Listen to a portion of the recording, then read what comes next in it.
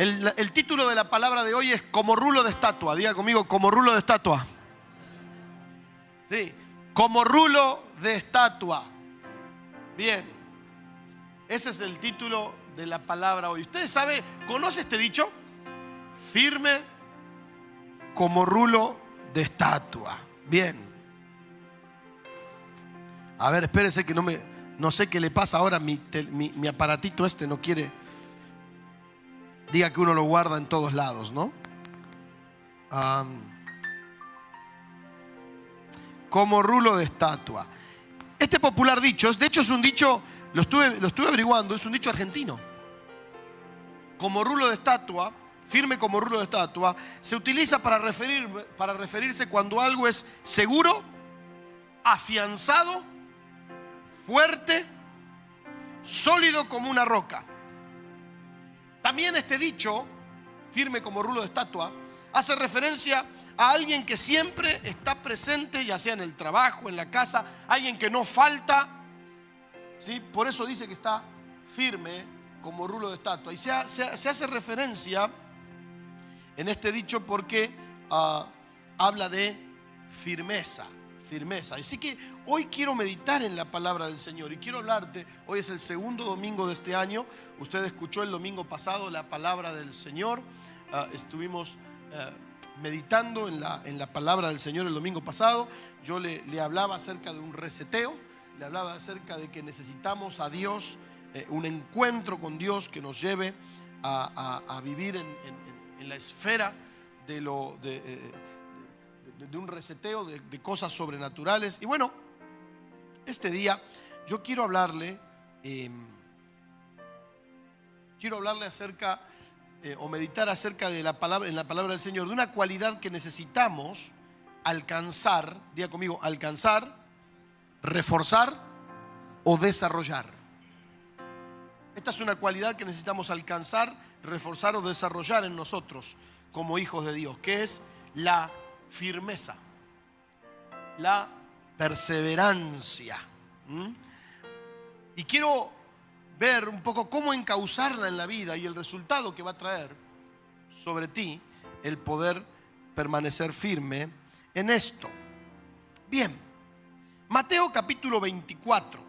Mateo capítulo 24. Vamos a Mateo capítulo 24, versículo 3 al versículo 12. Esta es una escritura muy conocida. Antes de leer, quiero decirle que estamos embarcados en tiempos que Dios nos ha preparado para nosotros y que también nos prepara a nosotros para vivirlos. Sabemos que ya no le voy a decir más que no son días fáciles porque usted lo sabe, pero los tiempos que vivimos hoy estamos embarcados en tiempos que Dios preparó para vos vivirlos, pero también te prepara a vos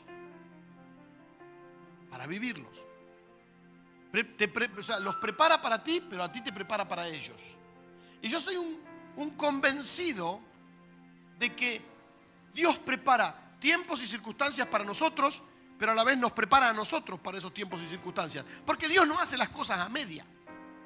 Dios no va a soltar algo sobre ti que tú no puedes soportar. Dios no va a soltar algo sobre tu vida que vos no podés enfrentar. Dios no va a soltar algo sobre tu vida que vos no estás en condiciones de afrontar. Por eso yo creo que estamos en tiempos así.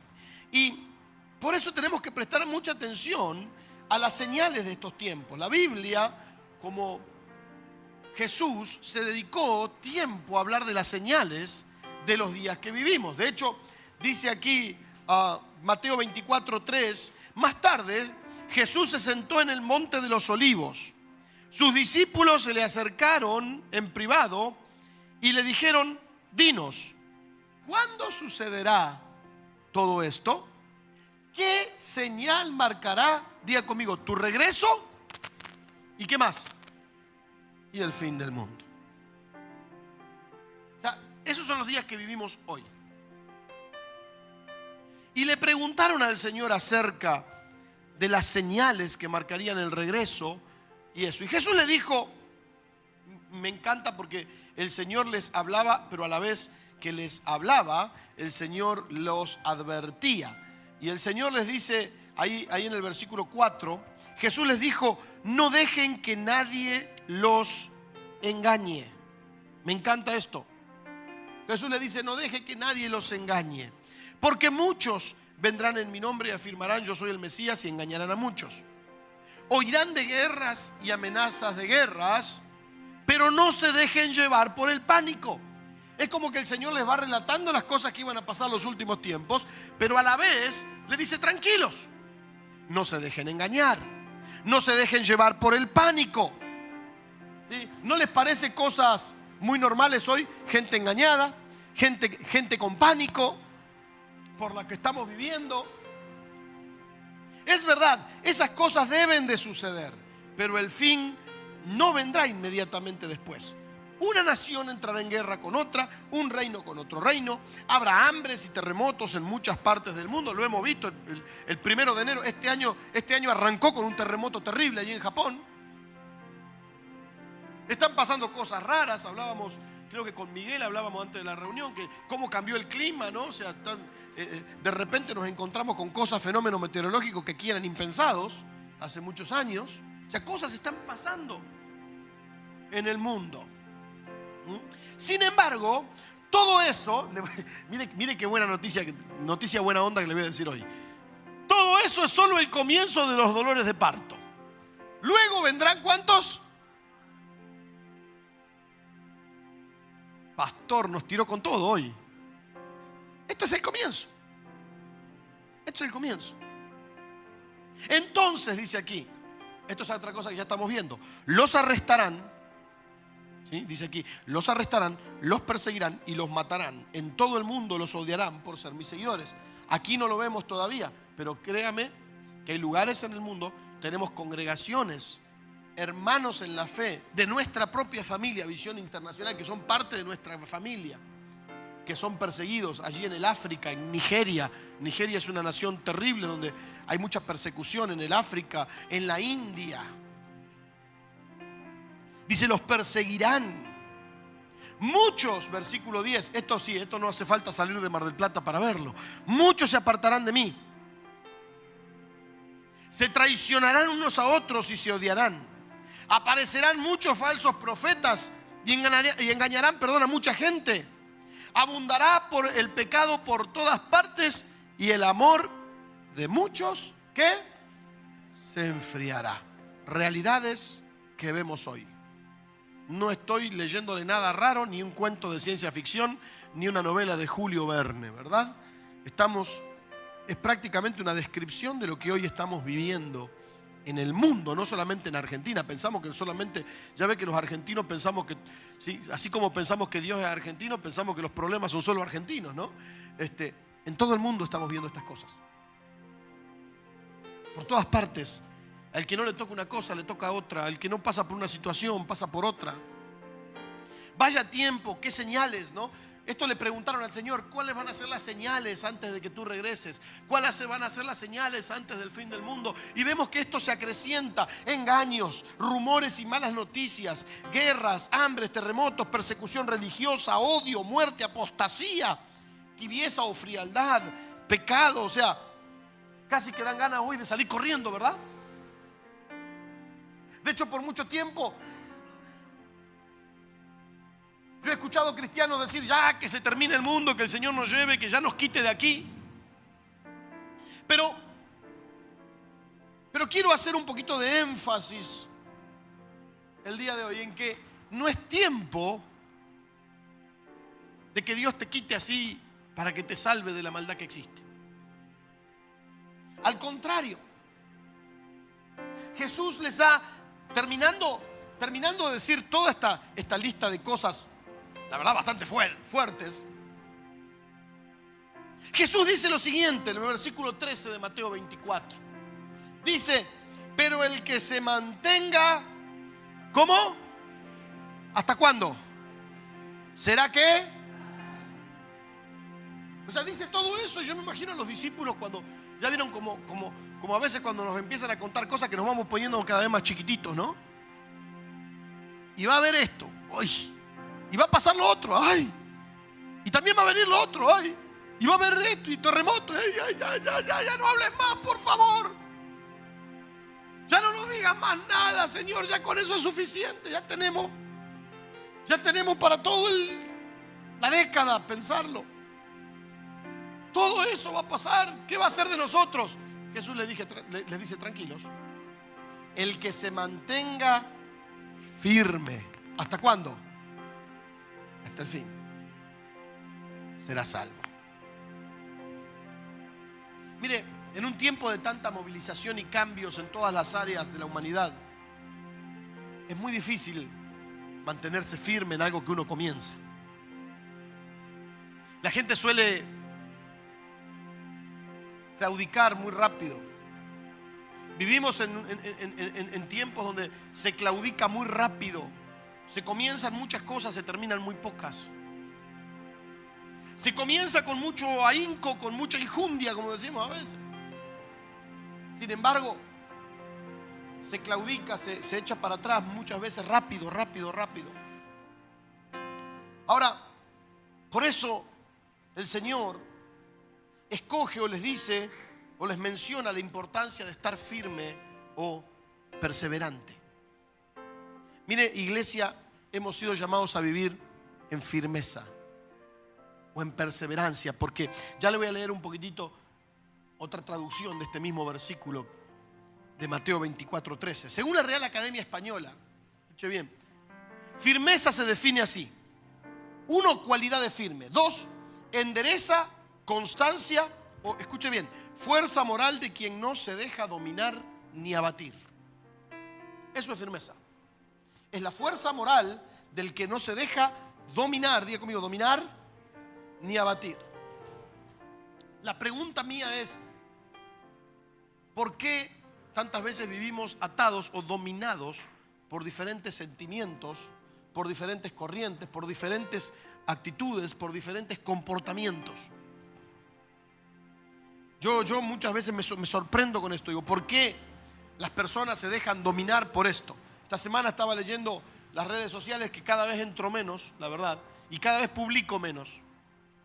Cada vez publico menos y cada vez entro menos, porque hoy en día está todo tan sensible que uno publica una cosa y más de una vez enseguida te saltan a la yugular, no sabe ni por qué.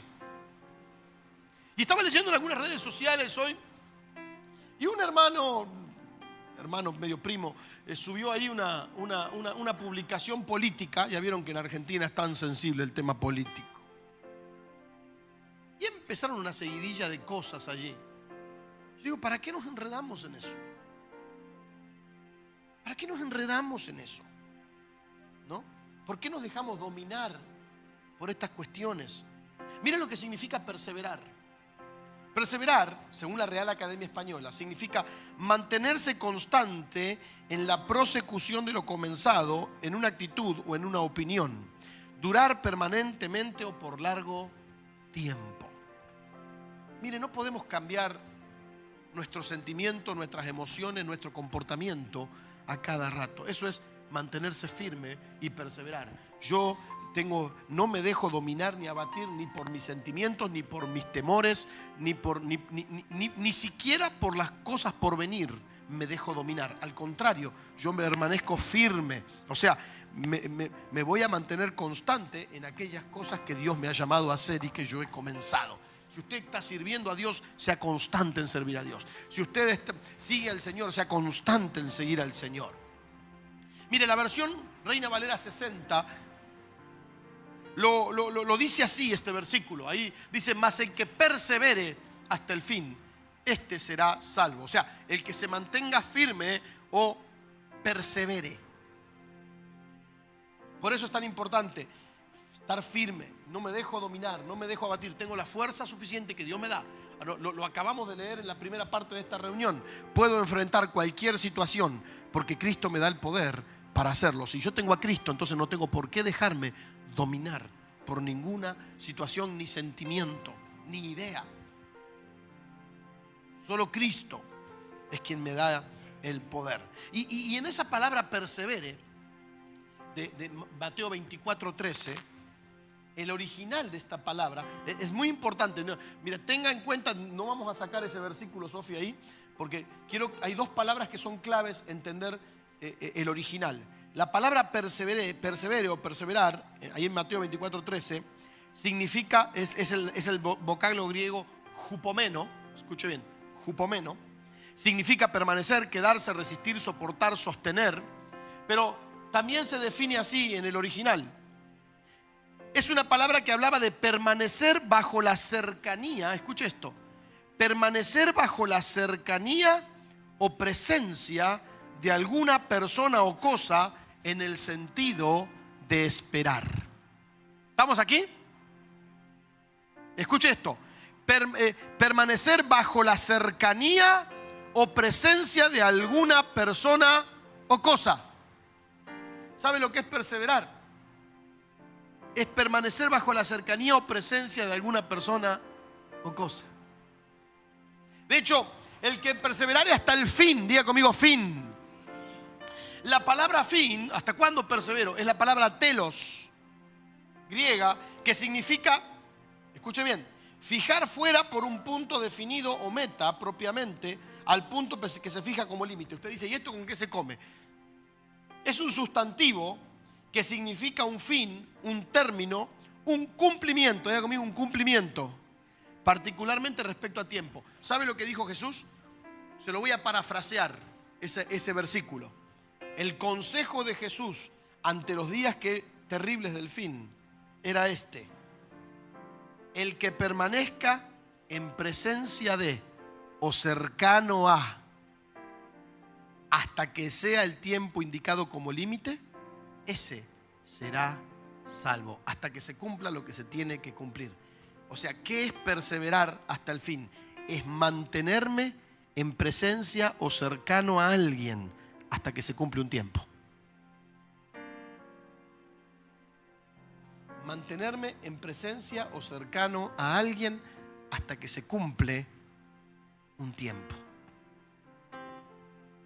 Mire, muchas veces pensamos que no, yo voy a perseverar porque yo soy una persona muy aguerrida, muy tenaz, entonces yo tengo toda la tenacidad y soy tan aguerrido que yo puedo perseverar y a mí nada me va a faltar porque yo. No lo vas a lograr a menos que permanezcas cercano a alguien. Amén. No puedes, diga conmigo, no puedo perseverar solo. No puedes perseverar solo. Nadie se mantiene firme hasta el fin solo. Porque es en presencia o cercanía con alguien más. Y de eso quiero hablarte. No estamos solos y no podemos solos con esta tarea. Los días que vivimos, escuche bien, enseguida yo le decía de esta persona que empezó a hablar de cosas políticas. Yo sé por qué empieza a hablar. Mire, yo lo conozco lo suficiente para saber que cuando anda solo, lejos del Señor, empieza a hacer tonteras. Y empieza a escribir tonteras, decir tonteras y subir tonteras. De veras. Y yo enseguida me doy cuenta, anda por los caños, anda solo. No está en conexión con nadie, anda haciendo la suya. Entonces, por eso hace las tonteras que hace. Y es así. Nadie persevera solo. Nadie se mantiene firme en lo que ha aprendido solo. Ahora, déjenme avanzar. ¿Me regalan unos minutitos más? Quiero avanzar rapidito. ¿En dónde nos tenemos que afirmar para perseverar? Para darnos firmes. Si bien sabemos que tenemos que estar bajo o cercanos a Dios en tiempos así, ¿sí? Todos sabemos que necesitamos estar en presencia o cercanos a Dios, bajo el paraguas de Dios. El Nuevo Testamento nos enseña algunas áreas prácticas en las cuales podemos afirmarnos o perseverar. Y quiero ser un poquito práctico este día, no ser tan teórico, pero quiero irle un poquitito a la práctica esta mañana. Y antes de mencionar estos puntos, quiero decirle algo. Tenemos que tener en cuenta que para los cristianos del primer siglo, lo que le llaman la iglesia primitiva, los cristianos del primer siglo, las condiciones de vida, primero las condiciones de vida no eran fáciles. A veces nosotros decimos qué lindo la iglesia primitiva, qué lindo era todo, qué lindo haber vivido los tiempos de Jesús. Mire, créame, ninguno de nosotros nos hubiera gustado. Como somos hoy de delicados, nos morimos en los tiempos de Jesús. Las infecciones, los olores, las condiciones políticas, socioeconómicas que había en aquel entonces, vivían en un imperio que era una dictadura total, vivían, oprimidos. No sabe lo que era vivir en los tiempos del Nuevo Testamento, perdón. Las condiciones de vida de aquellos tiempos eran complicadísimas. Imagínense. Había una publicidad hace unos años en México. Era la publicidad de una camioneta, que es un autito gordo. ¿Vio esas camionetitas chiquititas ahora, tipo la EcoSport? No sé si no era la EcoSport. Y era una publicidad de una camioneta, ¿no? Y la publicidad era de un tipo, ¿no? Que de repente estaba, vos lo veías muy de ciudad el tipo, ¿no? Y de repente empezaba como a todo asustado con pánico, y había aparecido una mariposa. No tenía ni idea de lo que era la naturaleza, el hombre, ¿no? Bien de ciudad. Entonces la publicidad decía, necesitas un poco de naturaleza, ¿no? Y era la publicidad del autito ese que usted se puede meter en la montaña y no sé qué más, ¿no? Necesitas un poco de naturaleza. Nosotros, los cristianos de hoy, los habitantes del siglo XXI, estamos acostumbrados al internet, a los aparatitos, a esto, el otro. ¿Sabe lo que sería para nosotros vivir en aquellos tiempos? No tenían buenas condiciones de vida. Y lo segundo, que los cristianos del Nuevo Testamento vivían creyendo que el Señor vendría muy pronto. O sea, como Jesús les había dicho que no iban a pasar algunos tiempos, y ellos habían interpretado, por ejemplo, una de las interpretaciones era mientras viva Juan. O sea, el Señor va a venir antes de que muera Juan. Juan era uno de los más jóvenes de los apóstoles. El trasfondo de la iglesia, o sea, ellos pensaban que el Señor venía antes de la muerte de Juan. O sea, Jesús venía pronto.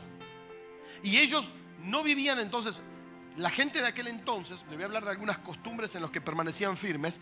Ellos tenían condiciones de vida mucho más complicadas que las de nosotros hoy, y vivían creyendo que el Señor ya venía. Fíjese si faltaba tiempo, que estamos en el año 2025, 2024 ya, y todavía seguimos aquí. Ellos pensaron que ya venía muy pronto. Por eso es bueno observar el comportamiento de ellos, y eso nos va a ayudar mucho respecto a la perseverancia. Y hay un versículo que me gusta mucho, Hechos 2:42. Lo voy a leer, de hecho, en dos versiones. Primero voy a leer esta, más adelante voy a leer otra versión. Dice: todos los creyentes se dedicaban a las enseñanzas de los apóstoles, a la comunión fraternal, a participar juntos en las comidas, entre ellas la cena del Señor, y a la oración. Diga conmigo, se dedicaban.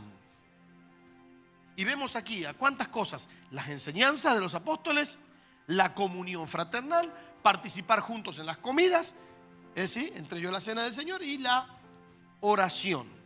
Quiero hablarte de 4 áreas para permanecer firme, y las veo en el Nuevo Testamento. Tenemos que estar firmes en la gracia. Diga conmigo, en la gracia. Hechos 13:43 dice: pero muchos judíos y gentiles piadosos que adoraban en la sinagoga siguieron a Pablo y a Bernabé, y estos les aconsejaron que permanecieran fieles en la gracia que Dios les ofrecía. La gracia que recibimos a través de Jesús es el favor o el regalo de habernos perdonado de nuestros pecados, ¿sí? Y cada paso en el curso de la vida cristiana es por gracia. Diga conmigo, gracia. ¿Sabe lo que significa gracia? Regalo que no merezco. Si tengo algo es por la gracia de Dios. Si soy alguien es por la gracia de Dios. No es porque soy el mejor, no es porque tengo grandes merecimientos. Permanezca firme en la gracia. ¿Sabe cuál es el problema cuando no permanezco firme en la gracia? Empiezo a creer que yo soy el que logra todas las cosas. Empiezo a creer que todo yo soy, yo tengo la fuerza, yo tengo la capacidad, yo soy aquí. Y bueno, yo le dije desde que empezó esta reunión, el que nos da, puedo permanecer firme en cualquier circunstancia o soportar cualquier circunstancia, no por mí, sino por Cristo. Y permanecer firme en la gracia, en cierta manera, es permanecer aferrado a Cristo. Porque reconozco que todo lo que soy, lo que tengo y lo que puedo lograr tiene que ver con Cristo Jesús, no tanto con mi capacidad. ¿Sí me explico? Permanecían firmes en la gracia. Necesitamos alcanzar la gracia de Dios, pero tenemos que mantenernos en la gracia. Porque a veces uno dice, no, ya la gracia actúa en mí porque Jesús me perdonó de mis pecados. Sí, pero ¿cuántas veces salimos de la gracia para empezar a entrar otra vez en la ley, con nuestras actitudes, o en los merecimientos? No. Tenemos que permanecer firmes en la gracia, mantenernos en ella. ¿Y cómo lo voy a lograr esto? Cuando vivo en obediencia y dependencia en todas las áreas de mi vida, dependo de Cristo, dependencia de Jesús. Cuando yo quiero hacer las cosas por mí mismo, me estoy apartando de la gracia de Dios. ¿Sí me explico? Cuando yo creo que yo mismo puedo hacer todo y todo tiene que ver conmigo y empiezo a dejar de lado a Dios, lo que estoy haciendo es me estoy saliendo, estoy dejando, no me estoy manteniendo en la gracia. Diga conmigo, gracia es regalo inmerecido. Entonces, ¿qué hace usted con un regalo? Lo recibe, lo aprecia y lo usa, ¿verdad? Cuando yo agarro ese regalo que Dios me da y lo desprecio, ¿qué es lo que estoy haciendo? Me estoy saliendo, alejando de la gracia de Dios, porque gracia es regalo, don inmerecido de Dios. Dice Juan capítulo 15, versículo 5, mire lo que le dijo Jesús a sus discípulos. Les dijo, el discípulo que se mantiene unido a mí y con quien yo me mantengo unido es como una rama que da mucho fruto, pero si uno de ustedes se separa de mí, no podrá hacer nada. El grave error y terrible error que muchos cristianos cometen y a veces conscientemente es que creen que pueden hacer todo y no necesitan a Dios. A veces de palabra dicen que quieren a Dios, pero sus actos muestran que no quieren saber nada con Dios.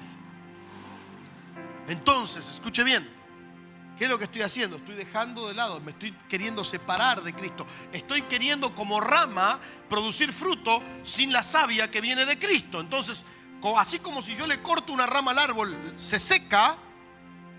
Si yo me separo de Cristo, no puedo hacer nada. ¿Estamos aquí? Amén. Así que diga conmigo, en la gracia.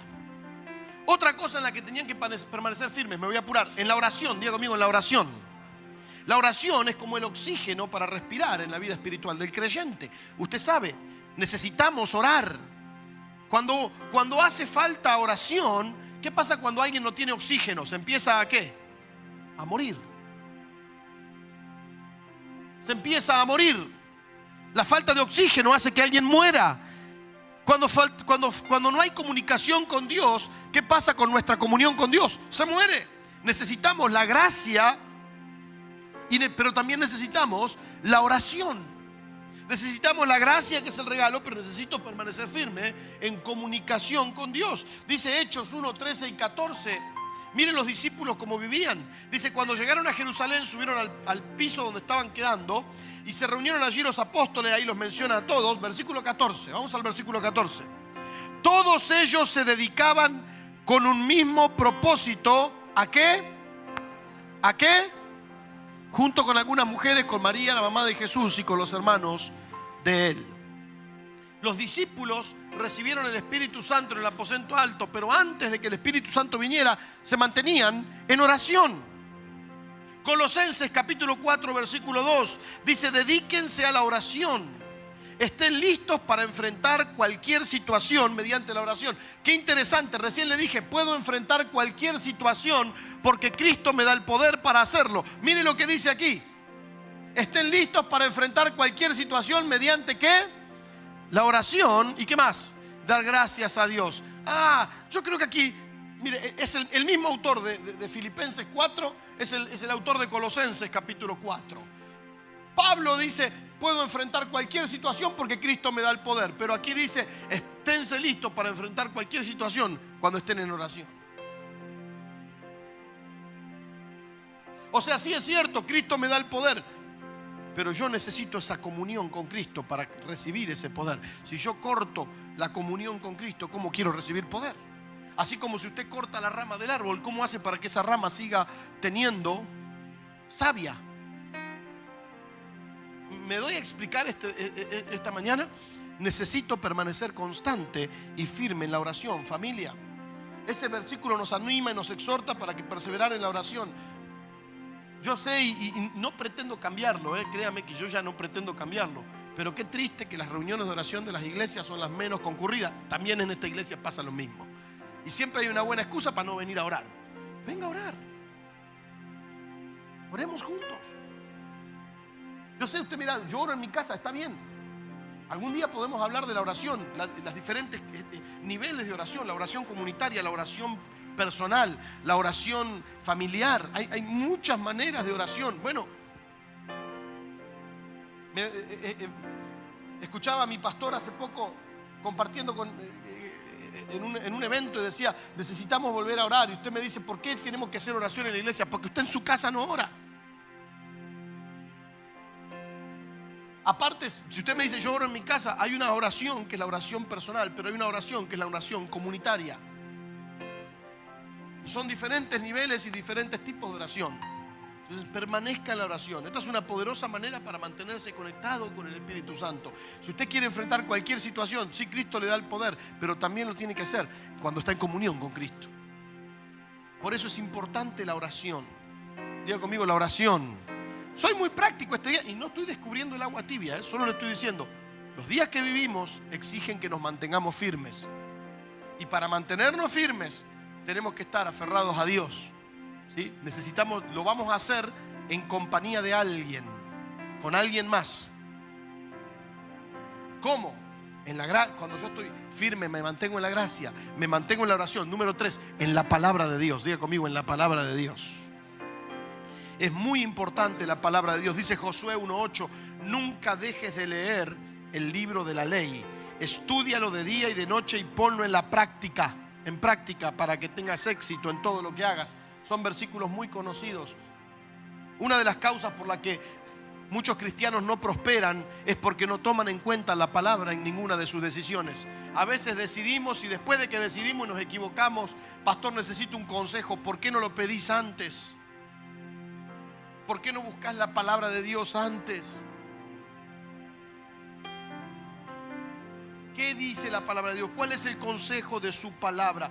Tomamos decisiones contrarias a la palabra de Dios. No podemos esperar buenos resultados. Dios le dijo a Josué que iba a estar con él, que iba a tener éxito, pero que tenía que estar firme en la palabra. Firme en la palabra. Si no perseveramos en obedecerla, en lo que la palabra te instruye, ¿cómo vamos a tener madurez? ¿Cómo vamos a crecer? Una cosa es escuchar la palabra, otra cosa es poner en práctica la palabra. Segunda de Timoteo 3, 14 y 15. Fíjese lo que Pablo le decía, el mismo autor de Colosenses, el mismo autor de Filipenses, le dice a su hijo espiritual: pero tú sigue practicando las enseñanzas que has aprendido. Sabes que son ciertas porque conoces a quienes te las enseñaron. Ahora dice usted, ¿qué enseñanza? Versículo 15. Versículo 15 dice: desde niño conoces las sagradas escrituras que te pueden hacer sabio. Diga conmigo, las sagradas escrituras que te pueden hacer ¿qué? Sabio. Ahora después le dice, esa sabiduría te lleva a la salvación a través de la fe en Jesucristo. Familia, ¿sabe cuáles eran las enseñanzas? Las sagradas escrituras. ¿Sabe lo que hace la Biblia? La palabra nos hace sabios. Y esa sabiduría que hace nos lleva a mantenernos firmes en la salvación a través de la fe. Necesito la palabra, diga conmigo, la palabra. Lea la Biblia, de veras. Lea la palabra de Dios, estudie, escuche la palabra de Dios. Mire, si usted no tiene mucho tiempo para leerla, al menos sea fiel en venir a escucharla. Hágalo. De veras, no es arte de magia. No nos levantamos en la mañana y esperamos que venga un toque mágico del cielo y ya todo se nos soluciona. No, necesitamos mantenernos firmes en los días que vivimos. Diga conmigo entonces, en la gracia, en la oración, en la palabra y por último, en la comunión con la familia de la fe. Salmo 133. Te conoce, voy a leer solo el versículo 1 y el versículo 3 para no leerlo todo. Dice: qué admirable, qué agradable es que los hermanos vivan juntos en armonía. Versículo 3. Es tan refrescante como el rocío del monte Hermón que cae sobre los montes de Jerusalén, donde se da esta armonía. Escuche esto: donde se da esta armonía, el Señor concede bendición y vida eterna. Mire a su alrededor. Usted necesita la familia de la fe. El engaño más grande que un cristiano tiene, y que uno de los engaños más grandes en lo que los cristianos de hoy han caído, es que no necesitan congregarse, no necesitan estar en comunión con otros, son ellos y Dios. Eso es una mentira, lo digo categóricamente y soy dogmático en esto. No podés estar solo. Necesitas tener comunión con otras personas. Dios no te hizo para vivir solitario, te hizo para vivir en comunidad. Y todos nos necesitamos en todos los momentos por los cuales pasa nuestra vida. Todos nos necesitamos en todos los momentos por los cuales pasa nuestra vida. Sea alegría, tristeza, desánimo, prosperidad, enfermedad, sea buenos momentos o malos momentos, necesitas de la familia de la fe. De hecho, Génesis 2:18 dice que Dios dijo, cuando estaba hablando de Adán, y a veces lo pensamos solo para el matrimonio, pero esto es un principio de Dios. Dios dijo: no está bien que el hombre esté solo. Voy a hacerle a alguien que lo acompañe y lo ayude. Diga conmigo: no es bueno que el hombre esté solo. No se refería solo a Adán. El ser humano no fue creado para vivir solo, para estar solo. Y no hablo solo de matrimonio, hablo de necesitas a la comunidad. La iglesia perseveraba en este área porque es tan importante como las otras. Para muchas personas, no, yo en casa oro, yo en casa leo la Biblia, yo en casa, yo tengo la gracia del Señor, yo estoy unido a Cristo, yo le oro a Él, yo leo su palabra y con eso es suficiente. Estás viviendo engañado. Esta es una de las, es como una mesa con 3 patas. ¿Cuántos alguna vez tuvieron una mesa con 3 patas? ¿Verdad? En algún momento que usted se apoya, se le va a desbalancear y se le va a caer. ¿Cuántas patas necesita una mesa? 4. Bueno, pensar que esto no es importante es como tener una mesa de 3 patas. En algún momento te vas a caer. ¿Por qué? Porque necesitas la comunión con la familia de la fe. Por eso Hechos 2:42 en esta otra versión dice: se congregaban regularmente. A ver, léalo conmigo. Se congregaban ¿cómo? Para escuchar las enseñanzas de los apóstoles, tener comunión unos con otros, compartir el pan y orar. Se congregaban regularmente. ¿Para qué me congrego? ¿Para qué voy a la iglesia? Familia, yo no entiendo cómo alguien sobrevive con una vez al mes. No entiendo cómo sobrevives. No entiendo cómo personas que sobreviven viniendo cada muerte de obispo a la iglesia. No lo entiendo. De veras. Tu vida espiritual es incompleta. ¿Por qué? Porque tenés que estar en comunidad. Y no solamente es venir, escuchar una palabra y salir corriendo. Por eso muchas veces le digo: salúdese, háblese, conózcase. Ahora, una vez le dije a alguien: ¿qué querés que haga? Dice: es que yo siento que no tenemos tanta comunión como antes. ¿Por qué no la tenés? ¿Qué estás esperando? Que yo agarre y te diga: a ver, vení vos acá, vení vos acá. Se saludan los dos y se dan un abrazo y se invitan a comer. No, yo no lo voy a hacer. Hágalo usted. Pregúntese con cuántas personas usted no ha tenido nunca comunión, no sabe ni cómo se llama. ¿Por qué? De veras. Ahora, no espere que yo haga y le diga, los agarre a uno y lo agarre a otro. Ahora se me ponen. No, hágalo. Empiece a ser sociable con otras personas. Necesitas a la familia de la fe. Necesitas estar en comunión con otras personas. Necesitas pasar tiempo con otras personas. Necesitas compartir tu carga con otros. Necesitas que otros oren por vos y vos orar por otros. Necesitas estar cubierto. Saber si estás bien, si estás mal, si tienes, si no tienes. Escuche bien, y con esto ya voy a terminar, ya llego a la conclusión. Escuche bien. Vivimos en este año va a ser un año de mucha necesidad en el pueblo de Dios. De hecho, yo me estoy haciendo una listita de algunas personas a las que tengo que llamar a ver si tienen para comer. Es un año de mucha necesidad. Acérquese a alguien más, pregúntele, ¿tenés para comer?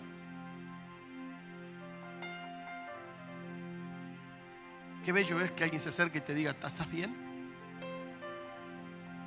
Eso es el trabajo del pastor. No, no es solo el trabajo del pastor, es el trabajo de es el trabajo del cristiano. Acérquele, ¿estás bien? ¿Puedo orar por vos? Qué lindo lo que estás haciendo, Gabriel. Si alguno quiere acompañarlo 2 veces por semana, está yendo a todas las manzanas de aquí alrededor de la iglesia a preguntarle si necesitan oración por algo. Por lo menos sabemos que necesitan oración. En algún momento tal vez alguno te diga, no tengo ni para comer. Bueno, ese día avísame, porque vamos a ir, le vamos a llevar una despensa, como sea. Necesitamos a otros. ¿Sí me explico? No podemos vivir lejos de eso. Termino. Si atendemos el consejo de Jesús para estos últimos tiempos, escuche bien, porque este es el consejo de Jesús para los días antes del fin, que son estos días. Si atendemos a este consejo, se le va a hacer muy difícil al enemigo apartarnos de la fe,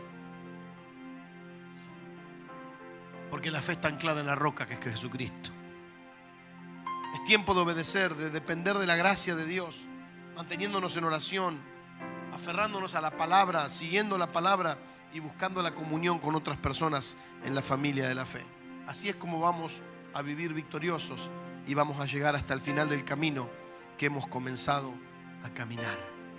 Creo, te voy a decir algo, como le dije hace un rato cuando Mario daba testimonio, yo sé que vivimos días difíciles, pero para el Hijo de Dios nos espera un final glorioso. Yo sé que serán días terribles los días que están viviendo sobre la tierra y cada vez van para atrás, ¿para qué le miento? Pero eso que va para atrás, que tenga temor el que no esté aferrado a Dios. Si yo estoy con Cristo, a mí me espera victoria. No importa lo que pase a mi alrededor. Quiero darle este consejo para este año también.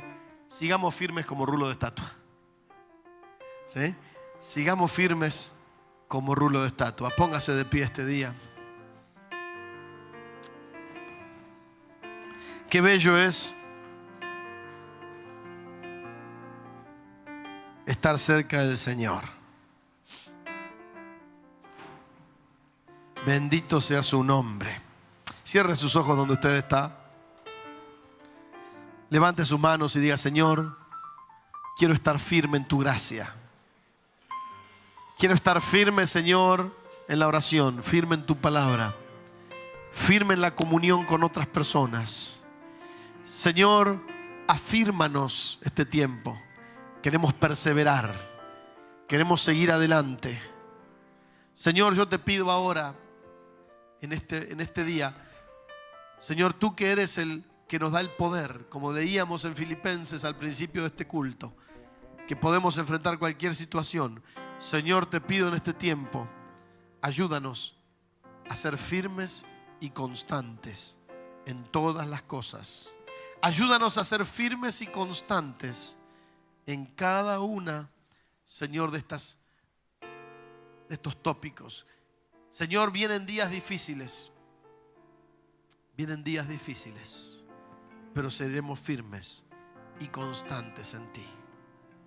En tu precioso nombre, Jesús. Amén.